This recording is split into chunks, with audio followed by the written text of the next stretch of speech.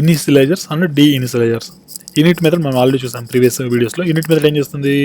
Unit is the default constructor to a class or a structure which sets proper default values to the properties of that class.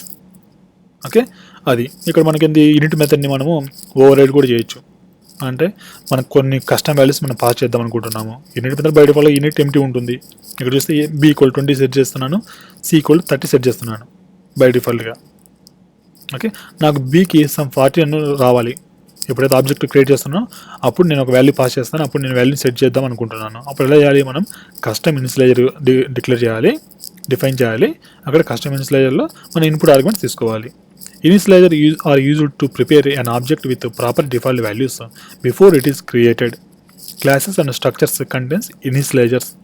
Init is the default initializer and de-init is the default destructor. అదేవిధంగా మనం ఏ విధంగా proper default values పెట్టాలో తెలుసుకున్నాం. Unit method ఇచ్చేసి de-init method ఏం చేస్తుంది? మొత్తం ఆబ్జెక్ట్స్ని clean చేస్తుంది. ఆబ్జెక్ట్స్ని క్లీన్ చేసేదానికి de-init మెథడ్ ఇచ్చేస్తాము.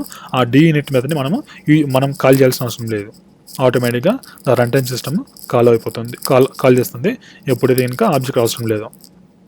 ఇక్కడ చూస్తే కస్టమ్ ఇనిషియలైజర్స్ అంటే ఏంది? డిఫాల్ట్ ఇనిషియలైజర్ మనం చూస్తాం. కస్టమ్ ఇనిషియలైజర్ అంటే ఏంది? యూనిట్ మెథడే సమ్ అడిషనల్ పారామీటర్ కలిగి ఉంటుంది. ఇక్కడ చూస్తే మనం ఇందాక ప్రీవియస్ దాంట్లో చూస్తే ఇంకా మనం b=20 c=30 పెట్టాము. ఇక్కడ నాకేం కావాలి? ఎప్పుడైతే నేను ఆబ్జెక్ట్ క్రియేట్ చేస్తానో అప్పుడు నేను డిఫరెంట్ వాల్యూస్ పాస్ చేస్తాను. ఇక్కడ 200 300 పాస్ చేస్తున్నాను. Let b=test of b value 200 c value 300 pass చేస్తున్నాను. కస్టమ్ వాల్యూస్ నేను పాస్ చేస్తున్నాను.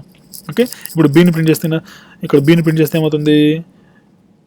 మనకి అజ్యూమ్ దట్ మనకి ఏంటంటే ఇక్కడ యూనిట్ మెథడ్ మీద ప్రీవియస్ యూనిట్ మెథడ్ కూడా మనకు ఉంది. అదొక యూనిట్ మెథడ్, ఇదొక యూనిట్ మెథడ్ ఈ క్లాస్లో ఉందనుకోవాలి. మనము ఇక్కడ కింద అవుట్పుట్ చూస్తే కనుక a.a ఏముంది? 10 ఉంది. a.b ఏముంది? నార్మల్ కన్స్ట్రక్టర్ కాల్ అయింది. ఇక్కడ నార్మల్ కన్స్ట్రక్టర్ కాల్ అయింది. a.b=20 a.c=30. అదేవిధంగా కస్టమ్ కన్స్ట్రక్టర్ని కాల్ చేస్తాను నేను. కస్టమ్ ఇనిషియలైజర్ని b=200 c=300 పెట్టాను నేను. b.a=10 b.b=200 b.c=300. ఇది custom initializer. Okay, there is something called designated initializer and custom initializer, convenience initializer. ఇది ఇంపార్టెంట్ అగైన్. ఫర్ ఎగ్జాంపుల్ మనం default కన్స్ట్రక్టర్లో ఏం చేస్తాము? మన దగ్గర ఉన్న ప్రాపర్టీస్ అన్నిటికీ మనం వాల్యూ సెట్ చేస్తాము. నా కన్వీనియన్స్ ఇనిషియలైజర్లో నేను ఏం చేస్తానంటే సమ్ ప్రాపర్టీస్కి మాత్రమే నేను వాల్యూ చేంజ్ చేయాలనుకుంటున్నాను. ఫర్ ఎగ్జాంపుల్ నా క్లాస్లో 100 వేరియబుల్స్ ఉన్నాయి.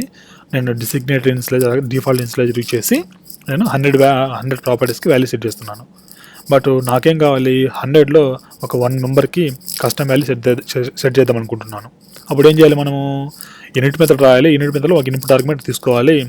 అప్పుడు ఫస్ట్ దానికి ఈ మన కస్టమ్ పేజెస్ అనుకోండి, ఇక్కడ కస్టమ్ పేజ్ సెట్ చేయాలి. రిమైనింగ్ వాటికి మనము వాల్యూ సెట్ చేయాలి. ఆ రిమైనింగ్ వాటికి వాల్యూ సెట్ చేయాలంటే ఏం చేయాలి? మనము మళ్ళీ 99 ప్రాపర్టీస్ = 99 ప్రాపర్టీస్కి first property =so, second property =so, third property =so and so on. 99 ప్రాపర్టీకి మనం కస్టమ్ వాల్యూ సెట్ చేద్దాం అనుకుంటే 99 ప్రాపర్టీ కస్టమ్ వాల్యూ అలా ఇవ్వాలి. అలా మళ్ళీ ఇక్కడ ఏమవుతుంది? డిఫాల్ట్ కన్స్ట్రక్టర్లో మనకు 100 ప్రాపర్టీస్ సెట్ చేస్తున్నాము.